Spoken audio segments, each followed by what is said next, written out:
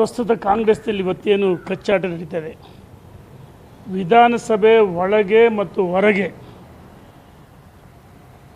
K N Rajanna ಇರ್ಬೋದು, ಕಾಂಗ್ರೆಸ್ಸಿನ ಪ್ರಭಾವಿ ಸಚಿವರುಗಳು ವಿಧಾನ ಪರಿಷತ್ತು, ವಿಧಾನಸಭೆ ಮತ್ತು ಹೊರಗಡೆ ಹನಿ ಟ್ರ್ಯಾಪ್ ಅಂತೇಳಿ ಚರ್ಚೆ ಮಾಡ್ತಾಯಿದ್ರು. ಮಾನ್ಯ ಮುಖ್ಯಮಂತ್ರಿಗಳಿಗೆ ದೂರು ಕೊಡ್ತೀವಿ, ಹೈಕಮಾಂಡಿಗೆ ದೂರು ಕೊಡ್ತೀವಿ, ಗೃಹ ಸಚಿವರು ದೂರು ಕೊಡ್ತೀವಿ, DGP ದೂರು ಕೊಡ್ತೀವಿ ಅಂತ ಹೇಳ್ತಿದ್ರು. ನಿನ್ನೆಯಿಂದ ಇದು ಬೇರೆ ರೀತಿಯಾಗಿ ಡೈವರ್ಟ್ ಆಗ್ತದೆ. ಹನಿ ಟ್ರ್ಯಾಪ್ ಅಲ್ಲ, ನನ್ನ ಬಗ್ಗೆ ನನ್ನ ಕೊಲೆ ಸಂಚು ರೂಪಿಸಿದ್ರು ಅಂತೇಳಿ ರಾಜೇಂದ್ರ ವಿಧಾನ ಪರಿಷತ್ ಸದಸ್ಯರು ಆರೋಪವನ್ನು ಮಾಡಿದ್ದಾರೆ. ನಾನು ಹೇಳ್ತಿದ್ದೀನಿ, ಇದನ್ನು ರಾಜ್ಯದ ಜನರಿಗೆ ದಾರಿ ತಪ್ಪಿಸಕ್ಕಂಥ ಕೆಲಸ ಆಗ್ತದೆ. ನಾನು ಹನಿ ಟ್ರ್ಯಾಪ್ ಪರನೂ ಇಲ್ಲ, ವಿರುದ್ಧವಾಗಿಯೂ ಇಲ್ಲ. ಕಾಂಗ್ರೆಸ್ಸಿನ ಆಂತರಿಕ ವಿಚಾರ, ಕುರ್ಚಿಗೋಸ್ಕರ ಒಂದು ರೀತಿ ಯುದ್ಧ ಆರಂಭ ಆಗಿದೆ. ನಾನು ಹೇಳ್ತಾಯಿದ್ದೀನಿ, ಮುಖ್ಯಮಂತ್ರಿಗಳು ನಿಮ್ಮವರೇ. ಮುಖ್ಯಮಂತ್ರಿಗಳ ಅಡಿಯಲ್ಲಿ ಇಂಟು, ಇದು ಭಾಳ ವಿಶೇಷವಾಗಿ ಇಂಟು ಪೊಲೀಸ್ ನಿಮ್ಮ ಕೈಗೆ ಇಂಟಿದೆ. ಗೃಹ ಸಚಿವರು ನಿಮ್ಮವರು ಆದರೆ ಸ್ಪಷ್ಟವಾಗಿ ಹನಿ ಟ್ರ್ಯಾಪು ಅಥವಾ ಮರ್ಡರು ನೇರವಾಗಿ ದೂರು ಕೊಡ್ರಿ, ತನಿಖೆ ಆಗಲಿ, ತನಿಖೆಯಿಂದ ಸತ್ಯಾಂಶ ಗೊತ್ತಾಗಲಿ. ರಾಜ್ಯದ ಜನರಿಗೆ ದಾರಿ ತಪ್ಪಿಸ್ತಕ್ಕಂಥ ಕೆಲಸ ಬೇಡ ಅಂತ ನಾನು ಒತ್ತಾಯವನ್ನು ಮಾಡ್ತೀನಿ. ಇದು ಕಾಂಗ್ರೆಸ್ಸಿನ ಆಂತರಿಕ ವಿಚಾರ. ಹೆಚ್ಚು ನಾನು ಮಾತಾಡೋಕ್ಕೆ ಇಚ್ಛೆ ಪಡಲ್ಲ, ಆದರೆ ಜನರಿಗೆ ದಾರಿ ತಪ್ಪಿಸ್ತಕ್ಕಂಥ ಕೆಲಸವನ್ನು ಮಾಡ್ತಾ ಇರೋದು ಒಳ್ಳೆಯದಲ್ಲ ಅಂತ ನನ್ನ ಒಂದು ಅನಿಸಿಕೆ. BJP ಆಂತರಿಕ ವಿಚಾರ, ಯತ್ನಾಳ್ ಅವರು ಉಚ್ಚಾಟನೆ ಆಗಿದೆ. ನೋಡೋಣ, ನಾನು ಇದ್ರ ಬಗ್ಗೆ ನೋ ಕಾಮೆಂಟ್ಸ್. ಪಕ್ಷಕ್ಕಿಂತ ವ್ಯಕ್ತಿಗಿಂತ ಪಕ್ಷ ಮುಖ್ಯ, ಪಕ್ಷಕ್ಕಿಂತ ದೇಶ ಮುಖ್ಯ ಅನ್ನೋದು ನಾವು. ಭಾರತೀಯ ಜನತಾ ಪಾರ್ಟಿಯಲ್ಲಿ ಒಂದು ಸಿದ್ಧಾಂತ ಇದೆ. ಆ ಸಿದ್ಧಾಂತದ ಅಡಿಯಲ್ಲಿ ನಾವೆಲ್ಲರೂ ಮಾತಾಡಬೇಕು. ಏನೇ ಸಮಸ್ಯೆಗಳಿದ್ರೂ ನಾಲ್ಕು ಗೋಡೆ ಮಧ್ಯೆ ಚರ್ಚೆ ಮಾಡಬೇಕು. ರಾಷ್ಟ್ರೀಯ ನಾಯಕರು ಯಾವ ಸಂದರ್ಭದಲ್ಲಿ ಏನು ತೀರ್ಮಾನ ಮಾಡಬೇಕು ಮಾಡಿದ್ದಾರೆ. ಅದ್ರ ಬಗ್ಗೆ ನಾನು ಹೆಚ್ಚು ಚರ್ಚೆ ಮಾಡೋಕ್ಕೆ ಇಚ್ಛೆ ಪಡಲ್ಲ. No comments. ನಿಮಗೂ ಇದೇ ರೀತಿಯಾದಂಥ ಆತಂಕ ಕಾಡ್ತಿದೆ. ಯಾಕಂದರೆ ಯತ್ನಾಳ್ ಅವ್ರಿಗೂ 2 ಬಾರಿ ನೋಟಿಸ್ ಕೊಟ್ಟಿದ್ರು, ಇವು ಏಕಾಏಕಿ 6 ವರ್ಷ ಉಚ್ಚಾಟನೆ ಮಾಡಿದ್ರು. ನಿಮ್ಗೆ ಅರ್ಹತೆ ಏನಾದರೂ? ನನಗೆ ಯಾವುದೇ ಆತಂಕನೂ ಇಲ್ಲ, ದುಃಖನೂ ಇಲ್ಲ, ನೋವು ಇಲ್ಲ. ನಾನು ಭಾರತೀಯ ಜನತಾ ಪಾರ್ಟಿಯ ಆಂತರಿಕ ವಿಚಾರದ ಬಗ್ಗೆ ಎಲ್ಲೂ ಬಹಿರಂಗವಾಗಿ ಚರ್ಚೆ ಮಾಡಿಲ್ಲ.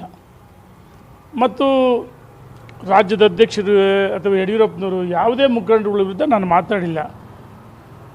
ವಿಜಯೇಂದ್ರ ಅವ್ರನ್ನ ನೇಮಕ ಮಾಡಿದ್ದು ನಮ್ಮ ರಾಷ್ಟ್ರೀಯ ನಾಯಕರು, ಪ್ರಧಾನಮಂತ್ರಿಗಳು ನರೇಂದ್ರ ಮೋದಿಜಿಯವರು, ಅಮಿತ್ ಶಾಜಿಯವರು, ನಡ್ಡಾಜಿಯವರು. ಅವರ ತೀರ್ಮಾನವನ್ನು ಕೆಲವರುಗಳು ಬಹಿರಂಗವಾಗಿ ಟೀಕೆ ಮಾಡಿದರು, ಅನಗತ್ಯವಾಗಿ ಚರ್ಚೆ ಮಾಡಿದರು, ಸಭೆಗಳು ನಡೆಸಿದರು. ಮತ್ತು ನಮ್ಮ ಹೋರಾಟ ಯಾರ ವಿರುದ್ಧ ಇರಬೇಕಾಯಿತು? ಕಾಂಗ್ರೆಸ್ ವಿರುದ್ಧ ಇರಬೇಕಾಯಿತು. ಕಾಂಗ್ರೆಸ್ಸಿನ ಭ್ರಷ್ಟಾಚಾರ, ಒಂದು ನಿಮಿಷ, ಕಾಂಗ್ರೆಸ್ಸಿನ ಭ್ರಷ್ಟಾಚಾರ, ಕಾಂಗ್ರೆಸ್ ವಿರುದ್ಧ ಹೋರಾಟ ಇರಬೇಕಾಯಿತು. ಅದರ ಬದಲಾಗಿ ಸ್ವಪಕ್ಷೀಯ ನಮ್ಮ ರಾಜ್ಯದ ಅಧ್ಯಕ್ಷನು ಟೀಕೆ ಮಾಡಿದಾಗ ಇದು ರಾಷ್ಟ್ರೀಯ ನಾಯಕರ ಮುಜುಗರಾಗುತ್ತೆ, ಒಳ್ಳೆಯದಲ್ಲ, ಒಟ್ಟಾಗಿ ಹೋಗೋಣ, ಒಂದಾಗಿ ಬನ್ನಿ ಅಂತ ನಾವು ಹೇಳಿದ್ವಿ. ರಾಷ್ಟ್ರೀಯ ನಾಯಕರು ಯಾವ ಸಂದರ್ಭದಲ್ಲಿ ತೀರ್ಮಾನ ಮಾಡಬೇಕು, ಶಿಸ್ತು ಸಮಿತಿ ಅಧ್ಯಕ್ಷರು, ರಾಷ್ಟ್ರೀಯ ಅಧ್ಯಕ್ಷ ಓಂ ಪಾಟೀಲ್ ತೀರ್ಮಾನ ಮಾಡಿದರೆ ಆ ತೀರ್ಮಾನವನ್ನು ನಾನು ಪ್ರಶ್ನೆ ಮಾಡೋಕ್ಕೆ ಇಚ್ಛೆ ಪಡಲ್ಲ. ನನಗೆ ನೋವು ಇಲ್ಲ, ಸಂತೋಷನೂ ಇಲ್ಲ, ದುಃಖನೂ ಇಲ್ಲ. ನೀವೆಲ್ಲ ಸೇರಿ ಆಗ್ರಹ ಮಾಡಿದ್ರಿ ಯತ್ನಾಳ್ ಅವ್ರನ್ನ ಉಚ್ಚಾಟನೆ ಮಾಡಬೇಕು. ನೋಡೋಣ, ಒಂದು ನಾವು ಹೇಳಿದ್ದು ಒಟ್ಟಾಗಿ ಹೋಗೋಣ, ಬಂದೊಂದು ಉಚ್ಚಾಟನೆ ಪ್ರಾರಂಭದಲ್ಲಿ ಹೇಳ್ತಿದ್ವಿ. ಅದಾದ ನಂತರ ಒಟ್ಟಾಗಿ ಹೋಗೋಣ ಬನ್ನಿ, ನಾವೆಲ್ಲ ಒಂದು ಕುಟುಂಬ ಸದಸ್ಯರಾಗಿ ಕಾಂಗ್ರೆಸ್ ವಿರುದ್ಧ ಹೋರಾಟ ಮಾಡೋಣ ಬನ್ನಿ ಅಂತ ಹೇಳಿದ್ವಿ. ನೋಡಿದಿರಿ, ಮಾಧ್ಯಮದಲ್ಲಿ ನೋಡಿದಿರಿ, ಗೊಂದಲವಾದ ಹೇಳಿಕೆಗಳು. ಅನಿವಾರ್ಯವಾಗಿ ನಾನು ಹೇಳಿದ್ದೇನೆ, ವ್ಯಕ್ತಿಗಿಂತ ಪಕ್ಷ ಮುಖ್ಯ, ಪಕ್ಷಕ್ಕಿಂತ ದೇಶ ಮುಖ್ಯ ಅಂತ ಸಿದ್ಧಾಂತ. ರಾಷ್ಟ್ರೀಯ ನಾಯಕರು ತೀರ್ಮಾನ ಮಾಡಿದರೆ ಆ ತೀರ್ಮಾನ ನಾನು ಅದ್ರ ಬಗ್ಗೆ ಹೆಚ್ಚು ಚರ್ಚೆ ಮಾಡೋಕ್ಕೆ ಇಚ್ಛೆ ಪಡಲ್ಲ ಮಾಧ್ಯಮದ ಮುಂದೆ. ಎಸ್.ಟಿ. ಸೋಮಶೇಖರ್ ಅವರು ಮತ್ತು ಶಿವರಾಮ ಹೆಬ್ಬಾರ್ ಅವರು ಪಕ್ಷದ ವಿರುದ್ಧ ನಡ್ಕೊಳ್ತಾರಂತ ಆರೋಪಗಳು ಮೊದಲಿಂದನೂ ಇದೆ, ನೋಟಿಸ್ ಕೊಟ್ಟಿದ್ದಾರೆ. ಇವಾಗ ಅವರು ನಿನ್ನೆ ದಿವಸ ನಾನು ನೋಡಿದ್ದೀನಿ, ಉತ್ತರ ಕೊಡ್ತೀವಿ ಅಂತ ಹೇಳಿದ್ದಾರೆ, ಮಾಧ್ಯಮದಲ್ಲಿ ನೋಡಿದ್ದೀನಿ. ನಾವು ಕಾಂಗ್ರೆಸ್ ಹೋಗಿಲ್ಲ ಅದು ಇದು ಹೇಳಿದ್ದಾರೆ. ನಾನು ಉತ್ತರ ಕೊಡ್ತೀವಿ ಅಂತ ಹೇಳಿದ್ರೆ ಅವ್ರು ಏನು ಉತ್ತರ ಕೊಡ್ತಾರೆ ಅವ್ರಿಗೆ ಬಿಟ್ಟಿದ್ದು. ಈ ನೋಟಿಸ್ ಕೊಟ್ಟದ್ದು ಮತ್ತು ಉಚ್ಚಾಟನೆ ಇದೆಲ್ಲದರಿಂದ ಪಕ್ಷದಲ್ಲಿ ಭಿನ್ನಮತ ಶಮನ ಆಯ್ತಾ, ಸರಿ ಹೋಗುತ್ತಾ ಎಲ್ಲ? ನೋಡಿ, ನನಗೂ ನೋಟಿಸ್ ಬಂದಿದೆ. ನಾನು ನಾಳೆ ಸಂಜೆ ಒಳಗಾಗಿ ಗೌರವದಿಂದ, ನಾನು ಹೇಳಿದ್ನಲ್ಲ, ಪಕ್ಷದ ಸ್ವಪಕ್ಷಿ ವಿರುದ್ಧ ಮಾತಾಡಿಲ್ಲ, ಕಾಂಗ್ರೆಸ್ ವಿರುದ್ಧ ಮಾತಾಡಿದ್ದೀನಿ. ರಾಜ್ಯದ ಅಧ್ಯಕ್ಷರು ನೇಮಕ ಮಾಡಿದ್ರು ರಾಷ್ಟ್ರೀಯ ನಾಯಕರು. ಟೀಕೆ ಮಾಡಿದಾಗ ಅನಿವಾರ್ಯವಾಗಿ ಕಾರ್ಯಕರ್ತರ, ಪಕ್ಷದ ಮುಖಂಡರ ಭಾವನೆಗಳಿಂದ ನಾನು ಮಾಧ್ಯಮಕ್ಕೆ ಮಾತಾಡಿದ್ದೀನಿ ವಿನ ಅನಗತ್ಯವಾಗಿ ನಾನಾಗಿ ಮಾಧ್ಯಮಕ್ಕೆ ಹೋಗಿಲ್ಲ. ಅವ್ರು ಟೀಕೆ ಮಾಡಿ, ಕೆಲವರು ಅನಗತ್ಯವಾಗಿ ಟೀಕೆ ಮಾಡಿದಾಗ ನಾನು ಟೀಕೆ ಮಾಡಿದ್ದೀನಿ. ನಾನು ಪಕ್ಷ ವಿರುದ್ಧನೂ ಮಾತಾಡಿಲ್ಲ, ನಾಯಕ ವಿರುದ್ಧನೂ ಮಾತಾಡಿಲ್ಲ. ನಮ್ಮ ರಾಷ್ಟ್ರೀಯ ಶಿಸ್ತು ಸಮಿತಿ ಅಧ್ಯಕ್ಷರಿಗೆ ನಾನು ನಾಳೆ ಸಂಜೆ ಒಳಗಾಗಿ ಯಾವ ರೀತಿ ಉತ್ತರ ಕೊಡಬೇಕು, ಗೌರವದಿಂದ, ನಮ್ರತೆಯಿಂದ ನಾನು ಉತ್ತರವನ್ನು ಕೊಡ್ತೀನಿ. ನನ್ನ ಕರ್ತವ್ಯನವುದು. ನಾನು ಭಾರತೀಯ ಜನತಾ ಪಾರ್ಟಿಯ ಶಿಸ್ತಿನ ಒಬ್ಬ ಸಿಪಾಯಿ ಕಾರ್ಯಕರ್ತ. ನಾನು ಮೇಲಿನವರು ನನಗೆ ನೋಟಿಸ್ ಕೊಟ್ಟಾಗ ಉತ್ತರ ಕೊಡಬೇಕಾದ್ದು ಪಕ್ಷದ ಕಾರ್ಯಕರ್ತರ ಕರ್ತವ್ಯ. ಆಂತರಿಕ ವಿಚಾರಗಳನ್ನು ಎಲ್ಲಿ ಮಾತಾಡಬೇಕು, ಏನು, ಅದ್ರ ಬಗ್ಗೆ ನನಗೆ ಕಲ್ಪನೆ ಇದೆ. Thank you sir. ಈ ಒಂದು ವಿಚಾರದಿಂದ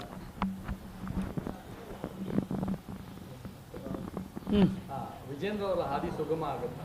ಯಾಕಂದ್ರೆ ಈಗ ಯತ್ನಾಳ್ ಅವರೇ ಈಗ ನೋಡಿ, ಇಲ್ಲಿ ಅನಗತ್ಯವಾಗಿ ವಿಜೇಂದ್ರ ಅವರ ಹೆಸರನ್ನ ತರಲಾಗುತ್ತೆ, ಬಿಂಬಿಸಲಾಗುತ್ತೆ. ವಿಜೇಂದ್ರ ಅವರು ಯಾರ ಮೇಲೆ ಶಿಸ್ತು ಕ್ರಮ ಜರುಗಿಸಿ ಅಂತ ಅವ್ರು ಎಲ್ಲಿ ಹೇಳಿಲ್ಲ, ಅವ್ರಿಗೆ ಪತ್ರನೂ ಬರೋದಿಲ್ಲ. ರಾಜ್ಯದ ಅಧ್ಯಕ್ಷರಾಗಿ ಸಂಘಟನೆ ನನ್ನ ಕರ್ತವ್ಯ, ಸಂಘಟನೆ ನನ್ನ ಉಸಿರು. ರಾಷ್ಟ್ರೀಯ ನಾಯಕರು ನನ್ನನ್ನು ರಾಜ್ಯದ ಅಧ್ಯಕ್ಷ ಮಾಡಿದರೆ ನನ್ನ ಕರ್ತವ್ಯ ಸಂಘಟನೆ, ಸದಸ್ಯತ್ವ ಅಭಿಯಾನ ಮತ್ತು ಏನು ಬೂತ್ ಅಧ್ಯಕ್ಷ ಮನೆ ಬಾಗಿಲಿಗೆ ಹೋಗಿ ಅಥವಾ ಸಂಘಟನೆ ಮಾಡಿದರೆ, ಸದಸ್ಯತ್ವ ಅಭಿಯಾನ ಯಶಸ್ವಿ ಮಾಡಿದರೆ ರಾಜ್ಯದಲ್ಲಿ. ಇದ್ರ ಜೊತೆಗೆ ಕಾಂಗ್ರೆಸ್ ವಿರುದ್ಧ, ಮೂಡಾ ವಿರುದ್ಧ, ಸಿದ್ದರಾಮಯ್ಯ ಮುಖ್ಯಮಂತ್ರಿಗಳ ವಿರುದ್ಧ, ವ್ಯಕ್ತಿ ವಿರುದ್ಧ ಅಲ್ಲ, ಸಿದ್ದರಾಮಯ್ಯ ಅಂತಲ್ಲ, ಭ್ರಷ್ಟಾಚಾರ ವಿರುದ್ಧ ಬೆಂಗಳೂರಿಂದ ಮೈಸೂರವರೆಗೂ ಪಾದಯಾತ್ರೆ ಮಾಡಿ ಯಶಸ್ವಿ ಆದರು. ಸೈಟಿಗೆ ವಾಪಸ್ ಕೊಟ್ಟರು. ವಾಲ್ಮೀಕಿ ಹಗರಣ ಇರ್ಬೋದು, PSI ಸಾವು ಇರ್ಬೋದು, ವರ್ಗಾವಣೆ ದಂಧೆಯಲ್ಲಿ ಹಗಲು ದರೋಡೆ ಇರ್ಬೋದು, ಭ್ರಷ್ಟಾಚಾರಗಳ ವಿರುದ್ಧ ಕಾಂಗ್ರೆಸ್ಸಿನ ವಿರುದ್ಧ ಹೋರಾಟವನ್ನು ಮಾಡಿದ್ದಾರೆ. ಹಾಗಾಗಿ ವಿಜೇಂದ್ರವರು ತಮ್ಮ ಸ್ವಂತ ಹಿತಾಸಕ್ತಿ ಏನಿಲ್ಲ, ಪಕ್ಷವನ್ನು ಸಂಘಟನೆ ಮಾಡೋಕ್ಕೂ, ಕಾರ್ಯಕರ್ತರಿಗೆ ಆತ್ಮಸ್ಥೈರ್ಯ ತುಂಬಬೇಕು ಮತ್ತು ಮುಂಬರುವ ಲೋಕಲ್ ಬಾಡೀಸ್, ಸ್ಥಳೀಯ ಸಂಸ್ಥೆಗಳು, ಮಹಾನಗರ ಪಾಲಿಕೆ ಇರ್ಬೋದು, ಪುರಸಭೆ ಇರ್ಬೋದು, ಪಟ್ಟಣ ಪಂಚಾಯತಿ ಇರ್ಬೋದು, ನಗರಸಭೆ ಇರ್ಬೋದು, ಜಿಲ್ಲಾ ಪಂಚಾಯತಿ ಇರ್ಬೋದು, ತಾಲೂಕು ಪಂಚಾಯತಿ, ಗ್ರಾಮ ಪಂಚಾಯತಿ ಚುನಾವಣೆ ಯಾವುದೇ ಬಂದರೂ ಕಾರ್ಯಕರ್ತರಿಗೆ ಅಧಿಕಾರ ಕೊಡಬೇಕಂತೇಳಿ ವಿಜೇಂದ್ರ ಒಂದು ಅಪೇಕ್ಷೆ ಇದೆ. ಪಕ್ಷನೇ ನನಗೆ, ಯಾಕೆಂದರೆ ಉಸಿರು. ಯಡಿಯೂರಪ್ಪನವರು BJP ಸಂಘ ಪರಿವಾರದಿಂದ ಬಂದು ಪಕ್ಷವನ್ನು ಕಟ್ಟಿ ದಕ್ಷಿಣ ಭಾರತ ಬೆಳೆಸಿದ ಏಕೈಕ ನಾಯಕ, ಮೇರು ನಾಯಕ. ಅವರಿಗೆ ದಿವಂಗತ ಅನಂತಕುಮಾರ್ ಅವರು, ಈಶ್ವರಪ್ಪನವರು, ಡಾಕ್ಟರ್ ತಂಗಾರವರು, ಕರಂಬಳ್ಳಿ ಸಂಜೀವ್ ಶೆಟ್ಟರು, DS ಶಂಕರಮೂರ್ತಿ ಅವರು, ರಾಮಚಂದ್ರೇಗೌಡರು, ಮಲ್ಲಿಕಾರ್ಜುನವರು, ಭಾಳಷ್ಟು ಜನ ಹಿರಿಯರು, BB ಶಿವಪ್ಪನವರು ಅವ್ರಿಗೆ ಸಹಕಾರ ಕೊಟ್ಟರು. ಎಲ್ಲರ ಸಹಕಾರದಿಂದ ಪಕ್ಷವನ್ನು ಕಟ್ಟಿ ಬೆಳೆಸಿದ್ರು ಯಡಿಯೂರಪ್ಪನವರು. ರಾಜ್ಯದಲ್ಲಿ BJP ಅಧಿಕಾರಕ್ಕೆ ಬಂದಂಥ ಒಬ್ಬ ಮೇರು ನಾಯಕ. ಯಡಿಯೂರಪ್ಪನವ್ರ ಮಗ ಅಂತ ವಿಜೇಂದ್ರ ರಾಜ್ಯಾಧ್ಯಕ್ಷ ಸ್ಥಾನ ಕೊಟ್ಟಿಲ್ಲ, ವಿಜೇಂದ್ರ ಅವರಿಗೆ ವೈಯಕ್ತಿಕ ವರ್ಚಸ್ಸಿದೆ ಅಂತ ಹೇಳಿ ಕೊಟ್ಟರು. ಅನಗತ್ಯವಾಗಿ ಟೀಕೆ ಮಾಡಿದಾಗ ಅವ್ರ ಟೀಕೆಗಳಿಗೆ ಉತ್ತರನೂ ಕೊಡದೆ, ತಮ್ಮ ಸಹನೆಯನ್ನು ಕಳೆಕೊಳ್ಳದೆ, ಯಾರ ಮೇಲೂ ಶಿಸ್ತು ಕ್ರಮ ಜರುಗಿಸಿ ಅಂತ ಎಲ್ಲಿ ಹೇಳಿಲ್ಲ. ನಮಗೆ ಅನೇಕ ಬಾರಿ ವಿಜೇಂದ್ರ ಹೇಳಿದ್ದಾರೆ, ಹೆಣ್ಕಣ ಪಕ್ಷಕ್ಕೆ ಮುಜುಗರ ಮಾಡಬೇಡ್ರಿ, ಪಕ್ಷಕ್ಕೆ ಮುಜುಗರ ಮಾಡಬೇಡ್ರಿ ಅಂತ ನಮಗೂ ಸಹ ಅನೇಕ ಬಾರಿ ಹೇಳಿದ್ದಾರೆ. ಮುಂದುವರಿತಾರೆ ಅಂತ ಒಂದು ವಿಶ್ವಾಸ ಇದೆ ನಿಮ್ಗೆ ವಿಜೇಂದ್ರ ಅವರೇ? ನೋಡಿ, ವಿಜೇಂದ್ರ ಅವರು ಒಳ್ಳೆ ಕೆಲಸ ಮಾಡಿದ್ದಾರೆ. 1 ವರ್ಷ ಆಗಿದೆ. ಸಹಜವಾಗಿ ರಾಷ್ಟ್ರೀಯ ನಾಯಕರು ಸೂಕ್ತವಾದ ನಿರ್ಧಾರವನ್ನು ತೆಗೆದುಕೊಳ್ತಾರೆ. ವಿಜೇಂದ್ರ ಒಬ್ಬ ಯುವಕ, ಸಂಘಟನಾ ಶಕ್ತಿ ಇದೆ, ಒಳ್ಳೆ ಕೆಲಸ ಮಾಡ್ತಾರೆ. Thank you.